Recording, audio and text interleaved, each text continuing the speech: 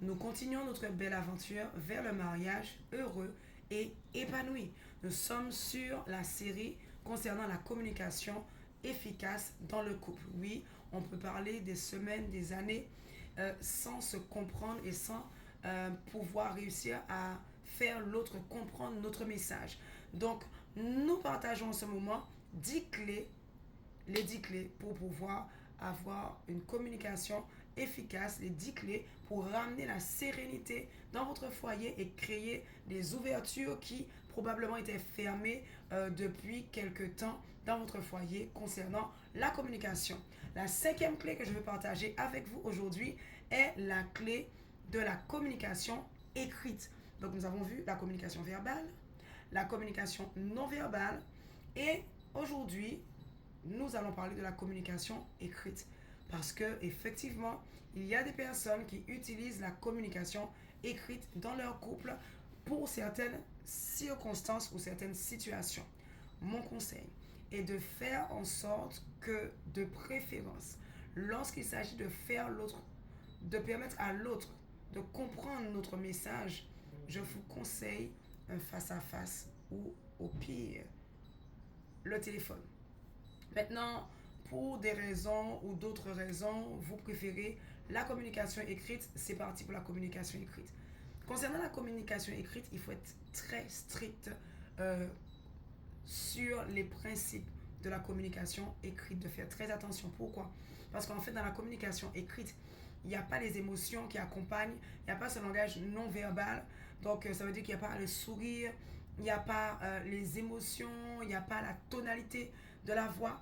Donc, ça veut dire que la personne reçoit un texte qu'elle pourra interpréter avec ce qu'elle voit à travers ses émotions, à travers tous les différents filtres que nous allons bientôt voir. Et donc, souvent, ça peut être très mal interprété et cause de gros conflits. Parce que les textes peuvent être facilement mal interprétés. Donc, je vous donne quelques clés essentielles pour réussir au mieux une communication écrite si vraiment vous trouvez qu'il y a une raison, quelqu'un pour laquelle vous ne pouvez pas faire face à face ou par téléphone.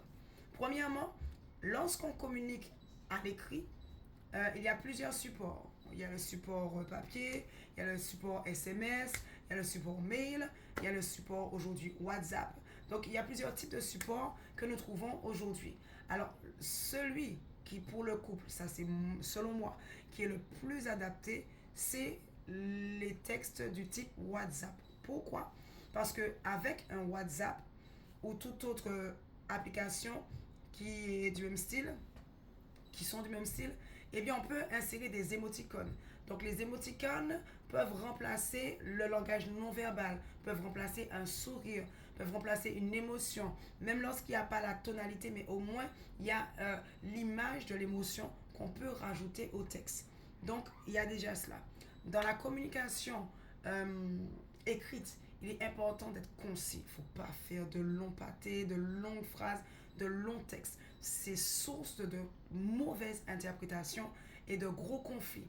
Donc, important d'être concis, d'être clair. Ça, on ne peut même pas rater cette étape de clarification de ce qu'on veut dire. Il est important de clarifier ses pensées afin d'énoncer de la manière la plus claire que possible et la moins accusatrice que possible, la plus, le mieux émotionnellement représenté. Ça ne se dit pas.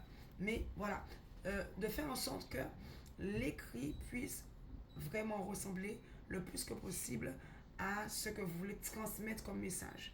C'est pourquoi à l'écrit, c'est vraiment encore plus crucial que les deux autres moyens de communication dont on a parlé précédemment. C'est encore plus crucial à l'écrit d'être émotionnellement bien. La tristesse ne doit pas être là. La colère ne doit pas être là. Donc quand il y a irritation, colère, tristesse, ce genre d'émotions négatives, ne faites pas de communication par écrit. Attendez d'abord de vous poser, attendez d'abord de respirer, attendez d'abord d'avoir évacué les émotions négatives, j'entends quelqu'un me dire, oui, mais tant que justement je ne lui en parle pas, je ne pourrai pas évacuer les émotions négatives. Oui, j'entends bien. Mais si votre objectif, tout dépend de l'objectif, si votre objectif c'est je n'ai pas envie de continuer, je veux juste changer et de partenaire et changer, à chaque fois qu'il y a des problèmes, changer, bon, chacun ses objectifs. Mais si vous avez pour objectif de vivre et de jouir de votre couple, eh bien, il faut simplement mettre en place certaines choses. C'est comme pour tout, d'accord? Pour tous les domaines, il y a des principes et parfois il y a des choses qu'on n'a pas envie de faire, mais qu'on fait parce qu'on sait où on veut aller. Concernant l'écrit, il est important d'être dans des émotions positives, de faire cet effort-là. Sinon, ne faites pas. Je vous conseille d'éviter de le faire par écrit. Maintenant, si vous avez une grande capacité de séparation des émotions d'avec ce que vous faites, peut-être, mais je ne vous conseille pas. Donc, principe pour l'écrit, soyez concis, clarifiez concis. Donc, ça veut dire que il est important de raccourcir le texte, de ne pas faire de longs textes. C'est pourquoi il faut d'abord bien clarifier vos pensées, dire exactement le message que vous souhaitez que le partenaire, votre partenaire, puisse comprendre et d'écrire en insérant de préférence quelques émoticônes pour pouvoir exprimer vos émotions à peu près pour pouvoir adoucir parce que en fonction des filtres que votre interlocuteur, votre conjoint, votre conjointe peut avoir pendant qu'elle lit, ça peut être très mal interprété. Le moyen de communication dans le couple, je ne parle pas de milieu professionnel. Donc, dans le couple, le moyen de communication le plus dévastateur, c'est, selon moi, c'est l'écrit. Parce qu'il est trop sujet à de mauvaises interprétations.